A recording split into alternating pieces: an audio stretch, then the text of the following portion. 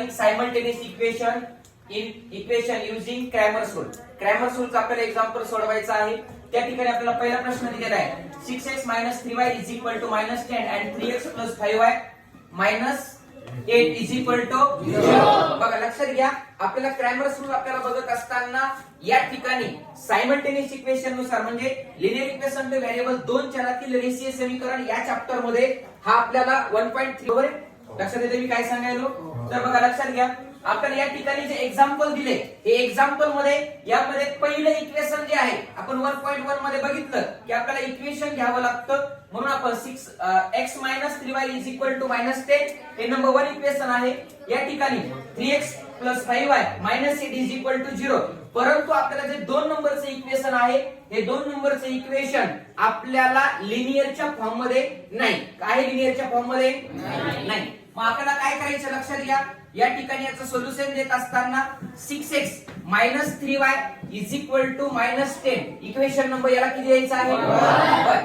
त्याच्यानंतर आपल्याला हा 3x + 5y -8 आता हा जो -8 आहे LHS साइड मधून तिकडे काय होईल RHS साइड मध्ये जाईल. का जाईल? कारण आपल्याला ते लिनियर फॉर्म मध्ये करून घ्यायचंय. बरोबर लक्षात आले मला काय म्हणायचंय. मग बघा या ठिकाणी काय करायचंय 3x + 5y -8 0.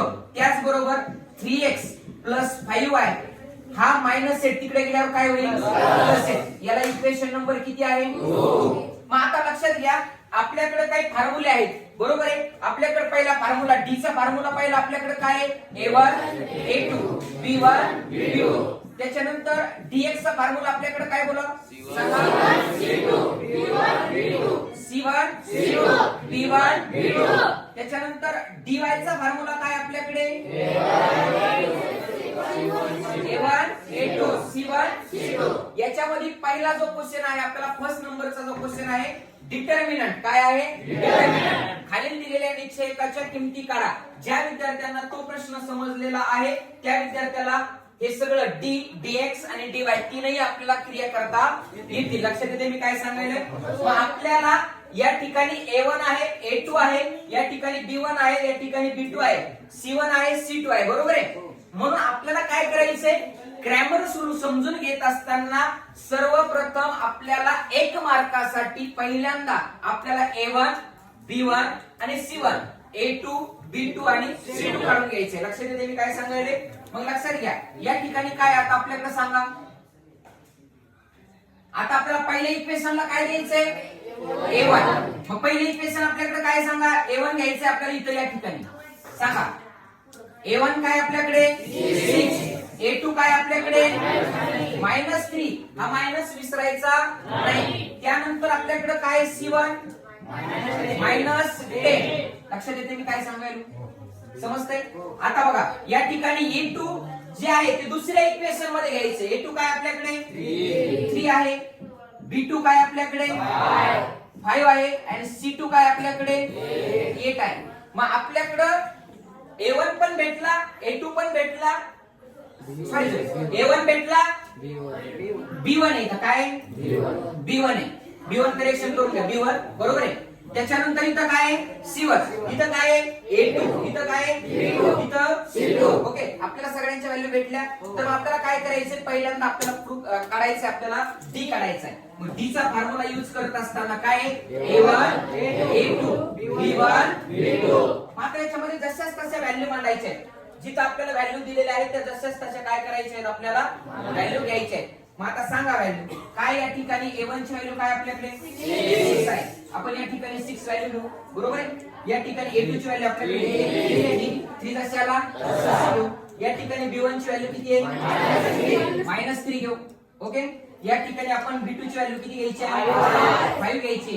या ठिकाणी बघा आता आपल्याला चारही व्हॅल्यू आपल्याकडे भेटल्या आहे. या ठिकाणी याच्यामध्ये आपल्याला क्रॉस मल्टिप्लिकेशन करायचं आहे. काय करायचंय क्रॉस मल्टिप्लिकेशन 6 × 5 6 × 5 बरोबर आहे. आणि त्यानंतर काय आपल्याला कंपल्सरी आपण कोणतं साइन देत होतो या ठिकाणी मायनस साइन. मग ते आपलं मायनस साइन घेतलं बरोबर आहे. त्या ठिकाणी काय करायचं आपल्याला सांगा 3 × -3 काही आन्सर कोण सांगू शकते हा बेटा सांग येईल आन्सर सांगता बघा 6 into 5 किती होईल 13 होईल. किती होईल 13. मायनस मायनस काय होईल 3 3 चा काय होईल 9. बघा 30 प्लस 9 30 प्लस 9 किती होईल 39. मग आता तुमच्याकडं जो तुमचा डी भेटला आहे तो किती आहे 39. सगळ्यांना समजलं आहे. त्यानंतर आपल्याला काढायचं आहे डीएक्स. काय काढायचं आहे आपल्याला dx. मग सगळ्यांनी काळजीपूर्वक लक्षात घ्या. डीएक्स काढत असताना लक्षात घ्या मी काय सांगायला. डीएक्स काढत असताना काय फॉर्म्युला सांगितला बोला C1 B1 B2 बरोबर आहे. आता या ठिकाणी लक्षात घ्या जशाच तशा व्हॅल्यू टाकायच्या आहेत. दीपक सांग व्हॅल्यू. शिवायची व्हॅल्यू आपल्याकडे काय -10. Very good. काय -10. त्यानंतर आपल्याकडे C2 ची व्हॅल्यू किती आहे या ठिकाणी आपण 8 व्हॅल्यू घेतो. त्यानंतर आपल्याला B1 ची व्हॅल्यू किती आहे -3. Very good. त्यानंतर आपल्याला इथं B2 ची व्हॅल्यू किती आहे 5. आता आपल्याला पुन्हा एकदा क्रॉस मल्टिप्लिकेशन करायचं आहे आणि डीएक्स काढायचं आहे बरोबर आहे. मग आता डीएक्स काढत असताना क्रॉस मल्टिप्लिकेशन करत असताना -10 काय -10 इंटू 5. आपलं कंपल्सरी आपण जे देतो साइन ते कोणतं साइन आहे मायनसचं. 8 इंटू -3. 10 आणि 5 चा क्रॉस मल्टिप्लिकेशन तिरकस गुणाकार करायचा. 8 आणि -3 चा तिरकस गुणाकार करायचा आहे. या ठिकाणी लक्षात घ्या 10 इंटू 5 -50 होईल. किती होईल -50. मायनस मायनस काय होईल प्लस होईल. 8 3 जा 8 3 क 24 कळायलं. आता याच्यामध्ये लक्षात ठेवा या ठिकाणी मोठ्या संख्येला काय येतं मायनस साइन आहे आणि इथं प्लस साइन आहे. 50 मधून आपल्याला काय करायचं आहे 24 काय करायचं आहे मायनस करायचं आहे. काय आन्सर येईल -26. काय येईल -26. म्हणून लक्षात ठेवा आपल्याकडे जो डीएक्स भेटला तो तुमचा काय आहे -26. सगळ्यांना इथपर्यंत समजलं आहे. आता लक्षात घ्या पुढे. आता या ठिकाणी आपल्याला काढायचंय डीवाय. काय काढायचंय डीवाय चा फॉर्म्युला काय सांगितला जातो A1 A2 C1 C2.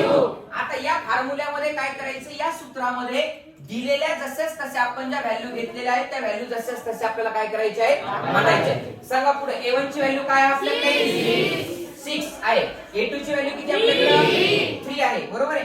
त्याच्यानंतर आपल्याकडे काय C1 ची व्हॅल्यू किती आहे -10. आणि या ठिकाणी आपल्याकडे C2 ची व्हॅल्यू किती आहे 8 आहे. लक्षात येते मी काय सांगायलो. आता समजून घ्या पुढे.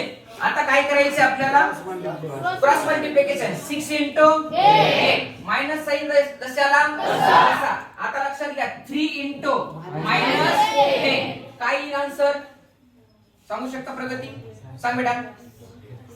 हा 8 इंटू 6 किती येईल 48. मायनस मायनस काय होईल 10 इंटू 3 30. काय येईल आन्सर इज इक्वल टू काय तुमचं -2/3. सगळ्यांना समजतंय. मग y इज इक्वल टू काय dy अपॉन dt. काय dy 78 किती आहे 78 and d काय आहे 39. काय होईल याला 2. किती आन्सर येईल 2. y इज इक्वल टू किती तुमच्याकडे 2. सगळ्यांना समजलं आहे.